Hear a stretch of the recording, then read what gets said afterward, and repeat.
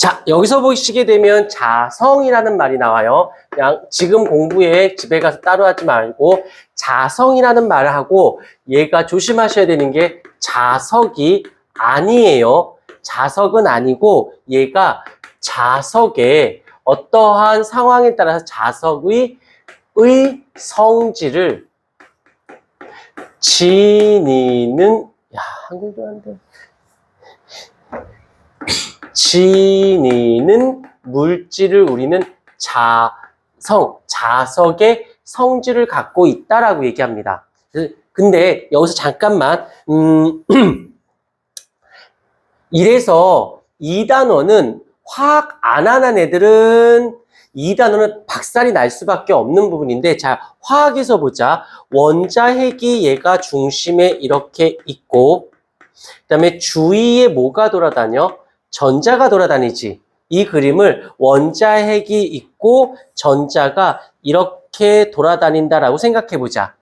얘가 원자핵이고 전자가 이렇게 그림하고 상관없이 어디로 움직인대? 이렇게 움직인대. 이렇게 전자가 움직인다라고 생각해 보자. 그래서 이 축을 통해서 이렇게 움직이고 있어. 그러면 알겠지만 전자의 운동 방향과 전류의 운동 방향은 어때야 돼? 반대여야 되잖아. 그럼 이 축을 원자핵을 중심으로 해서 전류는 이렇게 흘러야 되는 거 아닌가? 맞습니까? 그러면 알겠지만 전류가 지금 이렇게 흘러. 이 그림을 좀 더 확대하면, 자, 전자가 주위를, 여기서 전자가 이렇게 도니까 전류가 지금 이렇게, 이 그림, 다시 이걸로 할게. 요게 좀 더 편하니까. 있고 전자가 여기 있으면 전자가 지금 이렇게 회전한대요. 이 전자가 이렇게 회전을 하면 전류는 그의 반대 방향이니까 전류는 이쪽으로 흘러야 되는 것이잖아. 그러니까 전류가 이렇게 흐르니까 자기장은 이쪽으로 엄지를 그래서 자기장이 이쪽으로 N극이 형성이 되고 S극이 이쪽으로 형성이 되는 거지. 맞습니까? 그대로. 그러면 그냥 원자의 전자는 가만히 있지 않고 움직여. 전자가 움직이는 것만으로도 뭐가 생겨? 자기장이 형성이 되어지는 것이네. 그대로 그렇군. 그래서 이걸 정확히 말하면 궤도에 따라서 표현할 거냐 스핀에 따라서 표현할 거냐의 차이인 거지 의미를 두진 않아요. 자, 그런데 여기서 이제 체크 좀 해줄까? 강자성체, 상자성체, 반자성체라는 말. 근데요. 자, 잘 봐. 이런데 생각해보자. 전자가 원자핵 주위를 도는 걸 이제 궤도, 껍질이란 말 쓰는데 원자핵과 가까워. 그러면 어떻게 될까? 원자핵의 구속력이 심한 거지. 근데 껍질이 여러 개 있거나 저 멀리 가 있으면 그 전자가 주위를 돌긴 돌지만 원자핵의 영향력이 세니 약하니? 약하지. 자, 쓸게. 잘 봐. 원자핵. 얘는 당연히 플러스 전하의 성질을 띠고 있으니까 얘랑 전자가 마이너스 있는데 살짝 써볼게. 얘의 구속력이 약한 경우가 있고 반대로 이 구속력이 강할 경우도 있겠죠. 이걸 화학에선 이렇게 표현했다면 이제 물리적인 측면으로 가볼게. 이럴 때는 얘가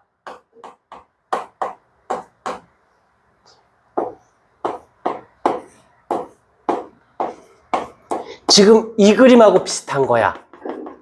느낌이 왔을까? 굳이 얘를 원자핵, 얘가 뭐가 된 거야? 원자핵이다라는 개념을 쓰는 거지. 움직이긴 움직이는데 원자핵의 구속력이 약하니까 원자핵을 굳이 표현할 필요 없이 그냥 요게 지금 다 전자들이 되어지는 거가 되는 거지. 그런데 구속력이 원자핵의 구속력이 강해. 그러면 원자핵에서의 영향을 받으면서 움직이긴 움직이는데 원자핵의 영향력에서 벗어나지 못한 거지. 오케이. 그래서 얘를 움직여. 잘 봐. 전자가 움직이면 전류가 생겨서 자성이 생기는 거잖아. 얘가 지금 자석의 성질 아니야? 자석은 아니지만 자성을 띠는 거지. 이해됐나요? 그래서 얘는 자성이 강하게 작용할 거야.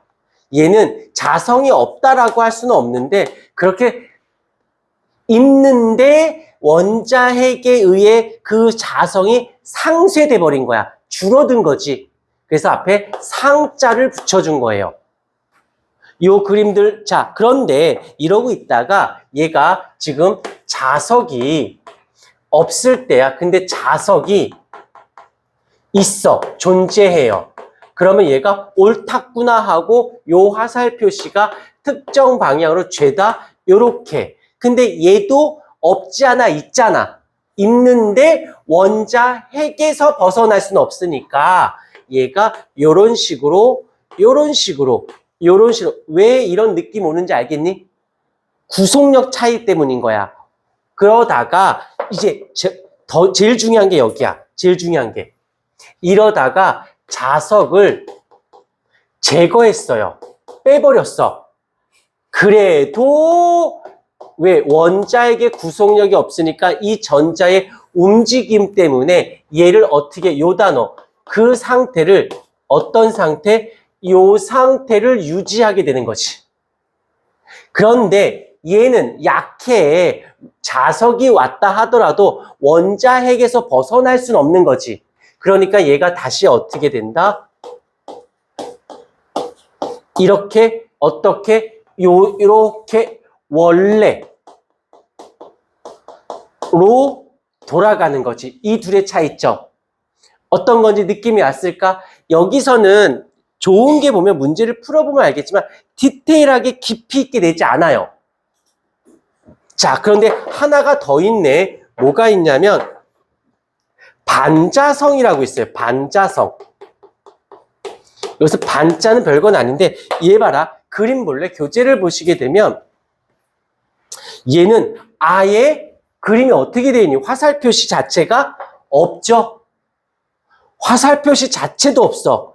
그러면 전자가 없다는 게 아니라 원자핵의 구성력이 너무 세서 전자의 어떤 자기의 자율성이 상실당한 거야. 그러다가 자석이 뭐야? 이게 어디 간 거야? 아, 이쪽에 있어야 되는구나. 이쪽에 아예 없는 거예요. 이렇게. 그러다가 자석이 나오면 어느 방향은 좀 가지고는 있어요. 살짝. 그런데 여기서 반대 방향에 반자성이 생기는 거지. 얘와 반대 성향으로. 그런데 영향력이 작으니까 제거가 됐어. 다시 얘도 뭐가 돼? 원래로 돌아가는 거죠. 원래로. 그래서 요 세 개를 잘 봐볼게. 얘네들의 공통점이 있고 차이점이 있어요. 공통점은 뭐야? 같은 방향이야. 방향이 같다라는 거. 차이점은 유지냐, 원래이냐, 이 차이가 되는 거고. 여기서 이제 얘네들 여기랑 여기를 묶어볼게. 여기의 공통점은 원래로 돌아간다라는 게 공통점이에요.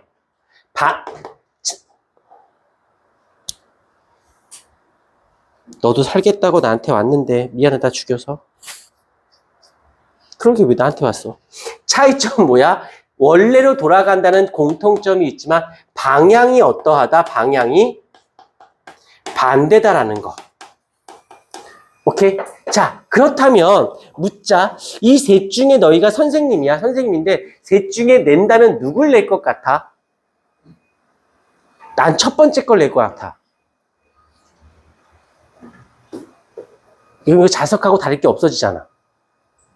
자성 때문에 강자성을 이용한다라는 거.